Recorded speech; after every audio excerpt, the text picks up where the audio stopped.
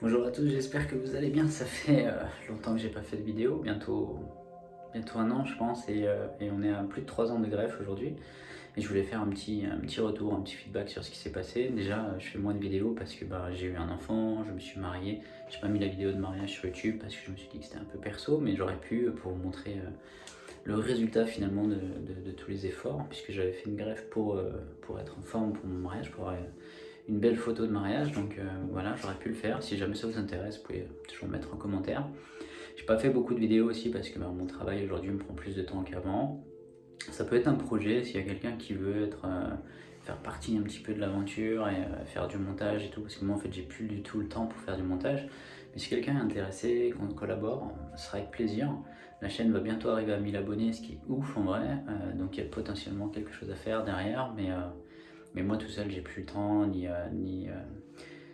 fait c'est juste du temps que j'ai pas.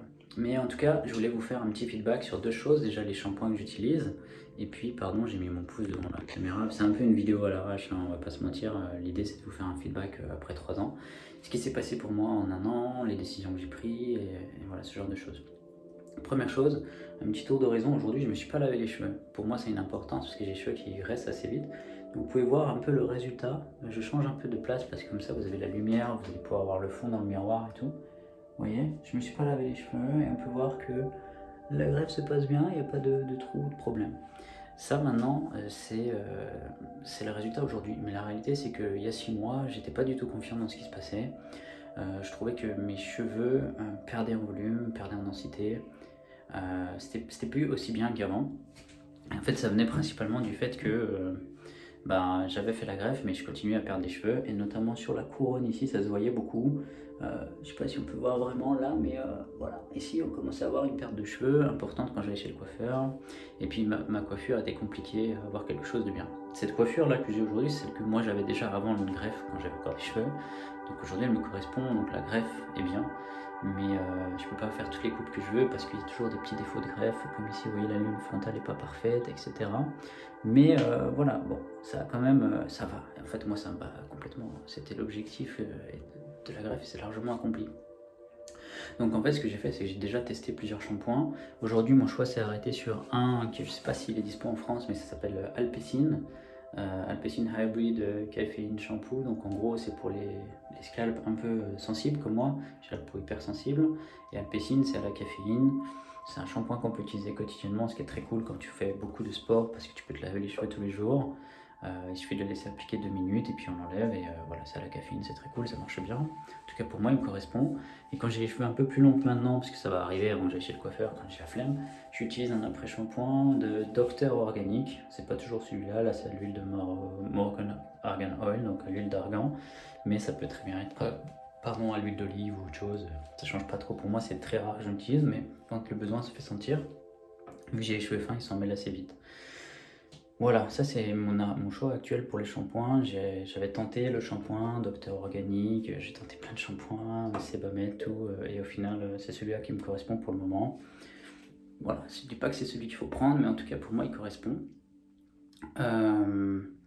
Et puis derrière, en fait, après ces 6 mois là, c'était une phase un peu difficile pour moi parce que je me disais, en fait, je perds des cheveux, ça se voyait ici principalement. Ici, j'avais un trou un petit peu, ici parce que c'est là où j'ai eu ma greffe qui a moins bien marché, j'avais un trou par là en fait, en termes de densité, et puis ça se voyait un peu ici et tout ça, tu vois. Donc l'idée c'était que je cherche une solution. Je savais pas trop quoi faire, j'ai tenté l'amande poivrée, le Dermastem très très cool, hein, par ailleurs, quelque chose que je recommande à faire de temps en temps, mais pas non plus tous les jours. Dermastamp, c'est comme le Dermaroller, mais comme c'est un tampon, en fait, c'est plus facile à appliquer, et ça marche très bien, ça a des bons résultats, mais pas en solo. Enfin, en solo un petit peu, mais si vous mettez des produits en plus, ça va mieux marcher. Moi, je le fais une fois tous les 15 jours à peu près. Le dimanche soir, je fais Dermastamp et menthe poivrée pour le plaisir de la menthe poivrée, de les faire rafraîchissants. Et puis j'ai pris la décision de faire des recherches sur Propecia, donc finastéride, et puis de voir ce que ça pouvait faire. Et aujourd'hui, ça fait 6 mois que je suis sur finastéride à peu près, et ça a eu un vrai changement en fait. Là vous voyez, j'ai les cheveux pas lavés, donc ils se collent les uns aux autres, et c'est là où c'est le pire pour moi. Et pourtant, regardez, la densité elle est bien, tout va bien quoi. Hein, ça va, pour moi ça va en tout cas. Je suis content avec ça, ça pourrait être mieux, je pourrais faire une autre greffe, etc. Mais aujourd'hui, ça me va en termes de stabilité. Et en fait, c'est ça, Finastéride m'a permis d'avoir une greffe stabilisée. en termes de cheveux. Ça repousse un petit peu, hein, ça prend 2 ans les résultats pour être au maximum. Mais en fait, ce qui m'a vraiment fait passer le pas, c'est que j'ai recherché. J'ai fait beaucoup de recherches sur les études et j'ai compris que l'étude qui mettait en avant le fait qu'il y avait plein d'effets secondaires avait été en réalité faite sur un panel de personnes qui avaient déjà des problèmes après des essais cliniques. En fait, c'est ce panel-là qui avait été utilisé pour faire l'étude, donc ça a mis en avant d'autres problèmes. Et en faisant plus de recherches sur finastéride, on s'aperçoit qu'en réalité, il y a très peu d'effets secondaires et que peut-être les problèmes d'émotion qu'on a sont plus liés à nos problèmes perso et on le remet sur finastéride, mais la réalité c'est que c'est peut-être pas ça. En tout cas, ce que j'ai fait avant de démarrer, c'est que j'ai fait un test sanguin. J'ai vérifié que tous mes niveaux hormonaux étaient corrects et je referai un test sanguin dans 6 mois, donc au bout d'un an, pour vérifier la stabilité. Et après, je ferai un test sanguin tous les ans. Parce que si jamais j'ai des hormones qui descendent ou qui varient trop et que c'est lié à finastéride, alors ça peut avoir un impact. Et là, à ce moment-là, il faut prendre la décision d'arrêter ou de continuer ou de faire des compensations en fait. Donc voilà ma décision. Je pensais que c'était important de vous en parler parce que j'étais très contre le finastéride, mais en réalité aujourd'hui je prends une pilule minuscule tous les jours. Je l'achète en Espagne, ça me coûte beaucoup moins cher grâce à un ami. Il faut savoir que la boîte ici à Dublin c'est 150 € par mois. Là c'est à peu près l'équivalent pour 6 mois en Espagne. Donc c'est un budget. C'est un budget que je peux me permettre, donc je le fais. Évidemment, moi, mon objectif c'est d'arriver à 40 ans avec ses cheveux nickel. Donc aujourd'hui, objectif accompli. Mais ce qui est important de se dire, c'est que les cheveux ils sont implantés, mais si on fait rien en fait sur le traitement de fond, ça peut toujours continuer. La calvitie, on peut se retrouver avec des bandes de cheveux devant ou machin, et c'est moche. Et je voulais éviter ça tant que je peux me le permettre. Voilà mon résultat à 3 ans. J'espère que ça vous aide. N'hésitez pas à poser des questions. J'essaierai de refaire des vidéos, mais c'est vrai que là, j'en ai pas fait beaucoup. Et voilà, vous voyez, c'est pas mal. Si vous prenez les photos de dos, comme ça, vous voyez un petit peu. On est sur quelque chose qui, moi, me correspond en tout cas. Voilà. Bon, allez, à bientôt et désolé de ne pas donner plus de nouvelles. J'espère que ça va. Ouais, je vous ai pas trop montré, mais voilà un peu la densité. C'est pas non plus. C'est pas une densité non plus ultra naturelle. Faut pas oublier que beaucoup de personnes qui font des greffes, que vous voyez dans les films ou des stars, utilisent déjà Photoshop, mais aussi de la poudre que tu peux ajouter sur les cheveux. Moi, je ne mets rien sauf un petit peu de gel comme ça pour que ça reste en arrière. Et puis c'est tout. Et là, j'ai les cheveux sales, c'est-à-dire sales, donc la densité est inférieure à quand j'ai les cheveux propres. Donc moi, je suis content. Voilà. Allez, à bientôt. Bonjour à tous, je me suis dit je fais une deuxième partie à la vidéo parce que je vous ai fait une vidéo les cheveux longs parce que c'est ce qui se passe, hein, je les laisse pousser, puis à un moment donné je les coupe et là je les ai recoupés quasiment comme la première coupe de cheveux que j'avais faite, c'est-à-dire à peu près 6 mois ou 7 mois après la greffe. Juste pour que vous puissiez voir un peu le résultat, j'ai pris le même téléphone exprès parce que j'avais changé sur la première partie vidéo. Et je voulais vous montrer 2-3 petits trucs. L'idée c'est que je puisse vous parler un peu de tout. Je vous ai parlé de pourquoi je prends finastéride, les recherches que j'ai faites, etc. Je peux répondre aux questions en commentaire. Vous pouvez me trouver sur LinkedIn, sur Facebook, etc. Vous pouvez m'écrire, il n'y a pas de souci, au contraire. Et je voulais vous montrer du coup 2 choses. Il y a le résultat à cheveux courts et puis il y a des produits que j'utilise. Résultat cheveux courts, là vous voyez, je fais pas grand chose, hein. J'ai tourné comme ça vous avez le miroir encore une fois.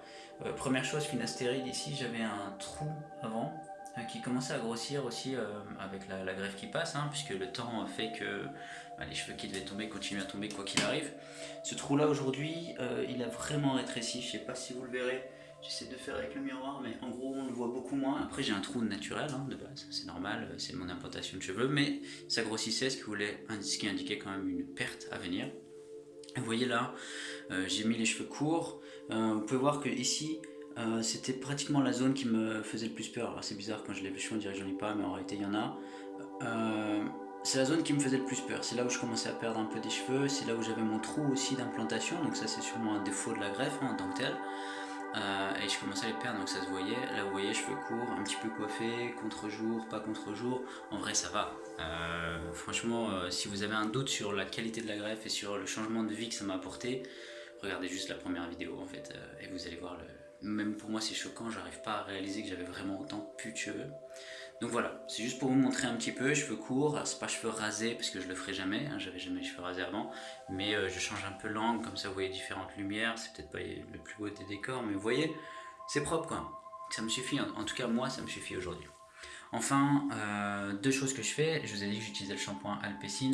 De temps en temps, j'utilise ça, là, c'est de la caféine liquide, je sais pas quoi. C'est en gros un truc pour se coiffer et puis renforcer les racines ou je sais pas si c'est efficace en vrai, mais ça sent bon. Et c'est un peu comme la marque Reuzel, je crois, Reusel. Un truc comme ça que les coiffeurs utilisent après qu'ils vous aient coiffé les cheveux. Ça permet un petit peu de mettre en forme sans se casser la tête. Moi je suis vraiment pas du genre à me coiffer donc voilà. Ensuite je voulais vous montrer mon Dermastamp. Je vous en ai parlé souvent, j'en fais une petite session tous les 15 jours, je vous l'ai dit. En gros moi ce que j'ai c'est un Dermastamp, donc vous voyez ça se présente comme ça coûte quoi 15 ou 20 balles sur Amazon. Ça peut être un investissement quand on n'a pas trop d'argent, mais pardon hein, pour l'angle, mais je vais juste vous montrer. En fait on tourne la molette qui est ici, ce qui nous permet de choisir la taille des pics qui sont là. Et en fait, l'avantage du Dermastamp, c'est que comme c'est un stamp, bah en fait, il vient appuyer et vous n'avez pas besoin de la roulette. D'après une étude, hein, je ne vais pas vous passer les détails, au contraire. En gros, la roulette, vous devez la passer dans 3 façons différentes. Ça crée beaucoup de petits trous, mais c'est pas bien aligné, c'est pas aussi dense que le Dermastamp où vous pouvez le faire une fois, tac, tac, tac, et ça va très vite. Et c'est pas du tout douloureux si vous le faites bien, parce que si vous le mettez trop long, évidemment, ça fait mal. Mais vous pouvez de temps en temps toucher un nerf. Moi j'en ai un ici, quand je touche le nerf avec ça, pas vraiment le nerf, mais c'est à côté, j'éternue à chaque fois. Et quand je fais Dermastamp, j'utilise toujours la menthe poivrée, alors que j'ai mis dans un truc que j'avais utilisé à l'époque, qui était le minoxidil, que j'utilise plus, hein, mais plus du tout d'ailleurs. Minoxidil, absolument plus pour moi, parce que c'est pas du tout pratique. C'est pour ça que j'ai pris Fina. Le mieux serait de faire les deux, etc. Mais il y a aussi un budget derrière. Mais du coup, j'y mets de la menthe poivrée là-dedans, et je fais un petit coup de Dermastamp une fois tous les 10 jours, 15 jours. Menthe poivrée. Menthe poivrée aussi si par exemple je ne suis pas lavé les cheveux pendant 2 jours et puis je me dis j'ai un peu la flemme, je vais me coiffer vite fait, je mets de la menthe poivrée, ça rafraîchit entre guillemets. Mais voilà, comme ça vous savez mon shampoing, le produit que j'utilise de temps en temps, Way Dermastamp. Et vous avez vu le résultat, cheveux longs, cheveux courts, sous des lumières un peu différentes. Vous voyez si là vous me croisez comme ça, est-ce que vous savez si j'ai fait une greffe ou pas? C'est difficile je pense. Bien sûr, hein, quand on a l'habitude et qu'on a vu des greffes, on peut le deviner, mais moi ça me suffit. Voilà, bon j'espère que la vidéo vous aura plu, je sais pas quand j'en referai une, j'ai plein d'idées, je vous l'ai dit, si quelqu'un veut m'aider, moi je peux filmer, il peut monter, etc. Mais vraiment, la nouvelle vie de famille, le nouveau travail, etc., ça prend trop de temps pour pouvoir faire des vidéos aussi régulièrement qu'avant, même s'il y a encore plein de choses à dire, plein de choses à faire. Voilà. Après si on passe les 1000 abonnés, ça sera quand même cool pour un accomplissement personnel sur une chaîne YouTube où j'ai pas eu vraiment l'intention de faire quelque chose d'énorme. Donc voilà, j'espère que ça vous aide en tout cas, et vous voyez le résultat au bout de 3 ans, je pense qu'au moins je ferai une vidéo dans les 4 ans. Ça vous permet aussi de voir l'évolution, et ça vous permet de comprendre pourquoi 3 ans après je prends Finastérid, là où je voulais pas du tout au départ, et en fait c'était important. Beaucoup de greffés en fait vont perdre de la chevelure parce qu'ils n'utilisent pas et parce qu'ils font pas attention, en fait c'est pas définitif quoi la greffe. Et aussi, faites attention aux acteurs. Par exemple, Mel Gibson, qui est dans un film que j'ai vu récemment, met beaucoup de poudre sur ses cheveux. Alors, ok, il a une greffe, ou même LeBron James, vous pouvez voir, il met énormément de poudre capillaire. Il y a des matchs où on peut voir qu'il transpire du noir. Et en fait, ça, il faut faire attention. Dans les films, dans les photos, etc., c'est facile de faire semblant. Je vous mets de la poudre aujourd'hui, vous pensez que j'ai une densité de fou.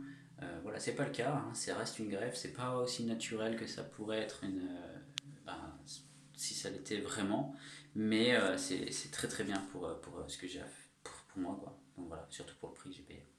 Allez, à bientôt.